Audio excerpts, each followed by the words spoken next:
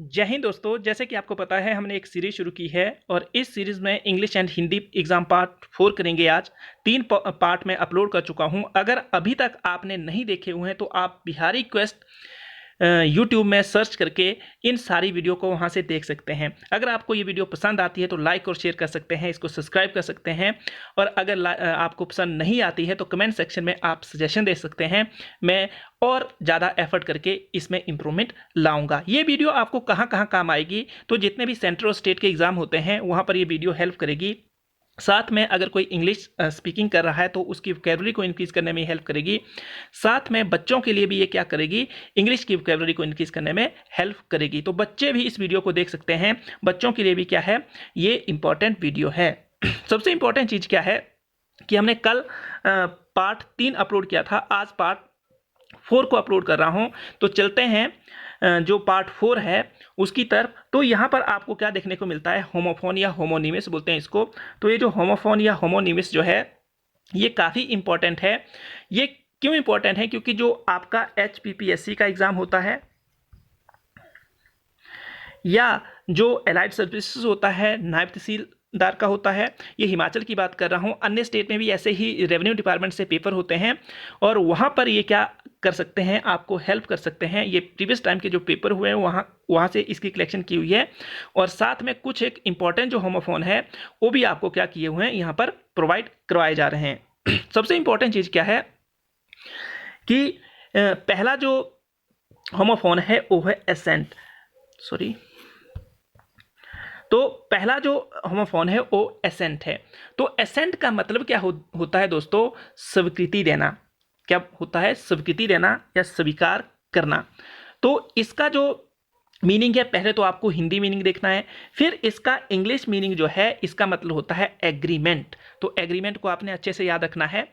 फिर इसका क्या है, सेंटेंस देखना है, president give assent to bill. अब जो आपके एलाइड या नायब तहसीलदार का पेपर होता है वहाँ पर ये पूछे कैसे जाते हैं, तो कैसे पूछा जाएगा कि आपको एक वर्ड दिया होगा असेंट, और इस असेंट के को क्या करना है, आपको सेंटेंस फॉर्मेशन करनी है। तो मैं आपको एक बात बताना चाहता हूँ कि क्या अगर आपको इसका मीनिंग पता नहीं है तो आप सेंटेंस फॉर्मेशन कर पाएंगे? बिल्कुल नहीं कर पाएंगे।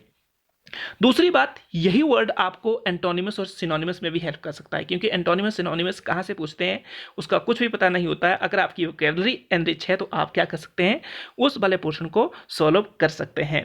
तो आगे चलते हैं कि ये जो है पार्ट ऑफ स्पीच का कौन सा पोर्शन है। तो दोस्तों ये वर्ब की तरह काम कर रहा है। यहाँ पर क्या है, वर्ब की तरह काम कर रहा है। यहाँ पर ये वर्ब है और सबसे इंपॉर्टेंट चीज क्या है, वर्ब की तरह काम कर रहा है। यहाँ पर ये एज अ वर्ब है, एसेंट क्या है, एज अ वर्ब है। और दूसरी बात क्या है कि इसके कुछ एक सिनोनिमस याद रखने हैं, अप्रूव, एक्सेप्ट, ये कुछ एक आपको अच्छे से सिनोनिमस इसके याद रखने हैं। नेक्स्ट वन पे चलते हैं। नेक्स्ट वन जो आपका होमोफोन है वो है एसेंट। तो एसेंट का मतलब होता है दोस्तों ऊपर की तरफ चढ़ना, या ऐसे बोल सकते हैं कि पहाड़ों पर चढ़ना या आगे बढ़ना। तो इसका जो आपको क्या बोलते हैं वर्ड देखने को मिलता है इंग्लिश में, गोइंग अप। तो इसका मतलब क्या होता है, गोइंग अप। और ये जो यहाँ पर एज किसकी तरह काम कर रहा है, ये यहाँ पर तो क्या है, एज आपका वर्ब की तरह काम कर रहा है, पर यहाँ पर एज अ नाउन है ये। तो ये हम करेंगे एज अ नाउन किसे बोलेंगे, एज अ वर्ब किसे बोलेंगे, क्योंकि एक ही जो वर्ड होता है उसका जो प्लेस कहाँ है सेंटेंस में, उसके आधार पर क्या होता है, पार्ट ऑफ स्पीच का निर्धारण किया जाता है। ये हम डिटेल में करेंगे जब पार्ट ऑफ स्पीच की वीडियो बनाऊंगा। मैं हर चीज़ आपको बताऊंगा इसके बारे में। तो अभी आपने सिर्फ यही चीज़ यहाँ पर याद रखनी है।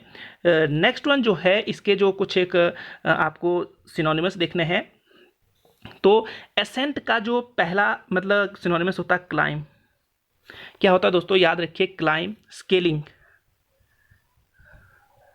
स्केलिंग के साथ ही ट्रैक, जो ट्रैकिंग पे जाते हैं, और कनक्वेस्ट, ये इसके क्या होते हैं, सिनोनिमस होते हैं।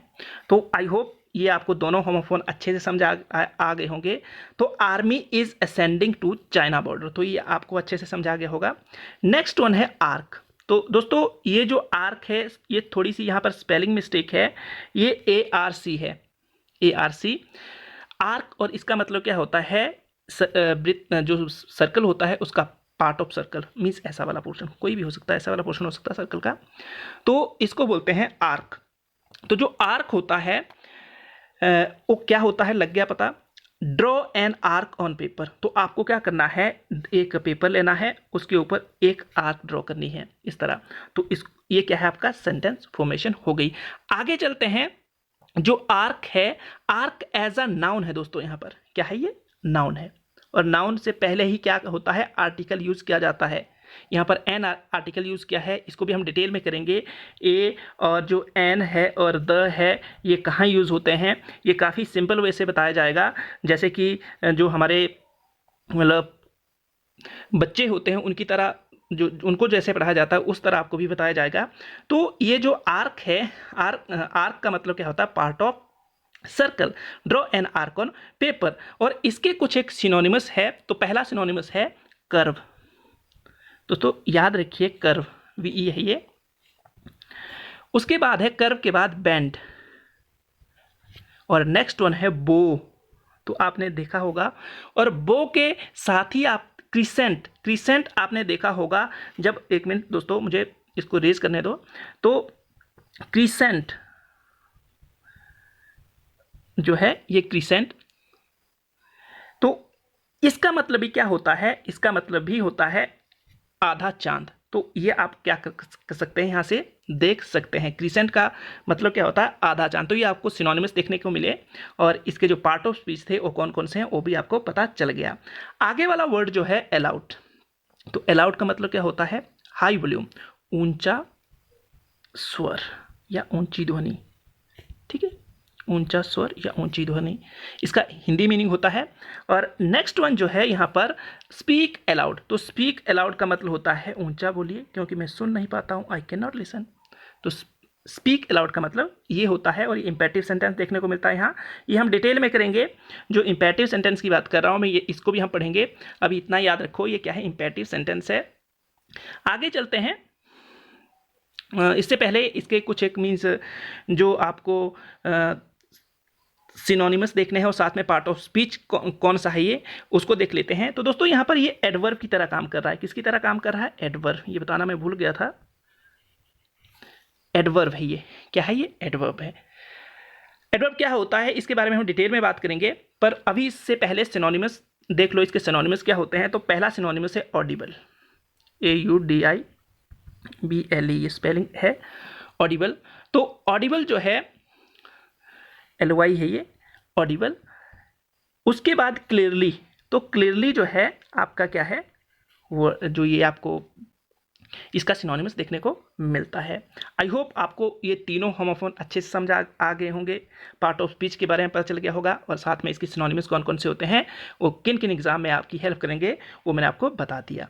तो नेक्स्ट वन जो होमोफोन है, अलाउड है। तो अलाउड का मतलब होता है दोस्तों परमिटेड, परमिट का मतलब होता है आज्ञा देना। और DM allowed to him come in, तो DM क्या करता है, उसको आज्ञा देता है कि आप अंदर आ जाओ। सबसे इंपॉर्टेंट चीज क्या है, इसके जो सिनोनिमस है वो कौन कौन से हैं। पहला है परमिट, तो ये आपको बता दिया है, यहां पर भी लिखा हुआ है। परमिट के साथ ही लेट, लेट के बाद जो इंपॉर्टेंट वर्ड आता है ग्रांट, एडमिट, ये कुछ एक वर्ड जो है जो इसके सिनोनिमस है। और अब यहाँ पर ये काम किसकी तरह कर रहा है, कौन सा पार्ट ऑफ स्पीच है, तो वर्ब, इसके बारे में हम बात करेंगे बाद में। वर्ब कहाँ रहती है सेंटेंस में, एडवर्ब कहाँ रहता है, एडजेक्टिव कहाँ रहता है, नाउन का क्या फंक्शन होता है, नाउन कहाँ रहता है सेंटेंस में, तो ये सारी बातें डिटेल में करेंगे, पर अभी तक इतना ही देखिए आप। तो आगे चलते हैं।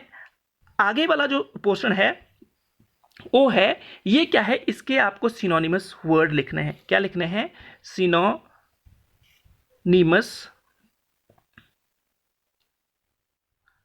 वर्ड लिखने हैं, और कमेंट सेक्शन में इसके आंसर करने हैं। कल आपको इसके आंसर बताए जाएंगे। तो पहला जो है वर्ड है इरेडिकेट। तो इरेडिकेट जो वर्ड है वो आप यहां देख सकते हैं। इसका आपको क्या करना है, सिनोनिमस लिखने हैं कमेंट सेक्शन में, और उसके आंसर कल बताए जाएंगे। Conflict, verdict, segregation, rectify. तो ये कुछ एक वर्ड है जो आपको क्या करने हैं, इसका जो कमेंट सेक्शन में वर्णन करना है और आपको कल इसके आंसर बताए जाएंगे। आई होप आपको ये बात समझ आ गई होगी। नेक्स्ट वन जो है, कुछ एक मुहावरे हैं और उसके अर्थ बताए जाएंगे, उसका वाक्य में प्रयोग करना बताया जाएगा। तो ये प्रीवियस टाइम के एग्जाम में आए हुए मुहावरे हैं। तो पहला मुहावरा है गागर में सागर भरना। दोस्तों थोड़े में बहुत कह देना, थोड़े में क्या करना, बहुत कह देना। राम हमेशा गागर में सागर भरता है। या कोई अध्यापक है, किसी भी नाम टीचर का नाम ले सकते हैं, या अध्यापक क्या करता है, गागर में सागर भर देता है। बोलने का मतलब कम शब्दों में ज्यादा समझा देता है। गाज गिरना, तो गाज गिरना होता है संकट आना, बड़ा संकट आना।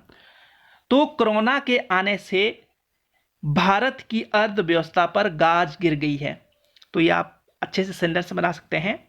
गुड़ गोबर करना, तो गुड़ गोबर का मतलब होता है, जो गुड़ गोबर करना का मतलब होता है काम बिगाड़ देना। राम हमेशा गुड़ गोबर करता है, मीन्स हमेशा क्या करता है, काम बिगाड़ देता है। घी के दिए जलाना, खुशी मनाना, उत्सव मनाना। अगर कोरोना खत्म हो गया तो मैं घी के दिए जलाऊंगा। ऐसा सेंटेंस आप क्या कर सकते हैं, बना सकते हैं। कोरोना खत्म हो जाएगा तो मैं क्या करूंगा, घी के दिए जलाऊंगा। घोड़े बेचकर सोना, निश्चिंत होकर सोना। दोस्तों ये इसको एरर में भी देख सकते हैं, निश्चिंत कैसे लिखा जाता है, क्योंकि शुद्ध और अशुद्ध जो हिंदी वाला पोर्शन होता है वहां पर ऐसे वर्ड पूछे जाते हैं जो बिल्कुल थोड़े से कॉम्प्लिकेटेड होते हैं, वैसे वर्ड वहां पर देखने को मिलते हैं। तो घोड़े बेचकर सोने का मतलब होता है निश्चिंत होकर सोना। आजकल शाम घोड़े बेचकर सो रहा है। आई होप आपको ये जो मुहावरे थे कुछ एक, इसका अच्छे से पता चल गया होगा। तो आगे चलते हैं। मुहावरे फॉर यू, आपको इसके आंसर कमेंट सेक्शन में लिखने हैं। आपको कल इन मुहावरों के आंसर बताए जाएंगे। तो पहला मुहावरा है खून का प्यासा होना। दोस्तों काफी इंपॉर्टेंट है। खून का प्यासा होना का मतलब क्या होता है वो आपको अच्छे से मतलब लिखना है, किसमें, कमेंट सेक्शन में लिखना है। और उसका जो आंसर बताया जाएगा वो कल बताया जाएगा। गड़े मुर्दे उखाड़ना, इसका भी आपको क्या करना है, आंसर कमेंट सेक्शन में लिखना है। गले का हार होना, गले मरना, तो ये इसके भी क्या करने हैं, आपने आंसर कहां पर लिखने हैं, कमेंट सेक्शन में लिखने हैं। ये आपको कुछ एक मुहावरे दिए थे और इसके आंसर आपको कमेंट सेक्शन में लिखने थे, पर किसी ने भी एक मुहावरे का आंसर नहीं लिखा, पता नहीं क्यों नहीं, अब आप जाने।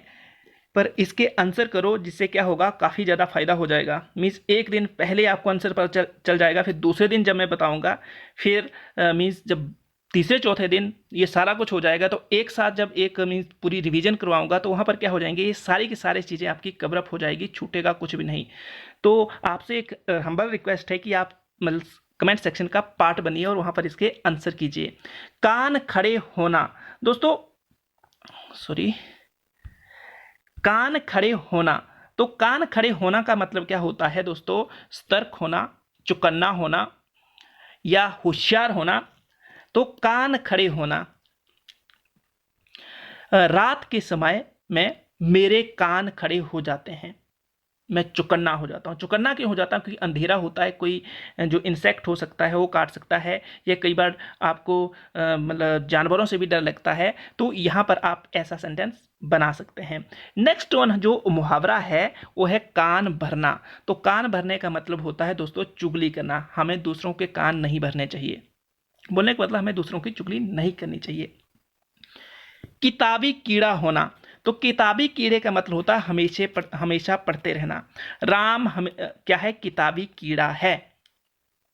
खाक छानना, खाक छानने का मतलब होता है दोस्तों बेकार भटकना, बेकार घूमना। तो ये आप अच्छे से याद रख सकते हैं कि इसका मतलब क्या होता है, बेकार घूमना, बेकार क्या करना, और फिर घूमना। तो इसका आप अच्छे से याद रख सकते हैं कि खाक छानने का मतलब क्या होता है। राम आजकल खाक छान रहा है। खून खोलना, खून खोलने का मतलब होता है गुस्सा आ जाना, अत्यंत क्रोधित होना। शाम का आजकल खून खोलता है, खून खोलता मीन्स आजकल उसे काफी क्रोध आता है। तो आई होप आपको ये मुहावरे इन मुहावरों के जो अर्थ थे वो पता चल गया होगा, कैसे आपको वाक्य में प्रयोग करना उसका पता चल गया होगा। साथ में आप क्या कर सकते हैं कि जो मैंने वाक्य बताए उसको ही नहीं लिख सकते हैं, आप भी अन्य वाक्य लिख सकते हैं, चाहे इंग्लिश के सेंटेंस फॉर्मेशन की बात हो, यहाँ पर सेंटेंस फॉर्मेशन की बात हो, तो आप लिख सकते हैं। सिर्फ आपको पता क्या होना चाहिए, तो पता सिर्फ आपको क्या होना चाहिए, इसका जो मीनिंग होता है वो अगर आपको पता है तो आप इजिली क्या कर सकते हैं, वाक्य में उसका प्रयोग कर सकते हैं। आई होप आपको ये सारा का सारा समझ आ गया होगा। तो आगे मैं बोलना चाहूँगा, जय हिंद। अपना ध्यान रखिए, अपने परिवार का ध्यान रखिए, स्वयं खुश रहिए, दूसरों को खुश रखिए। धन्यवाद। जय हिंद।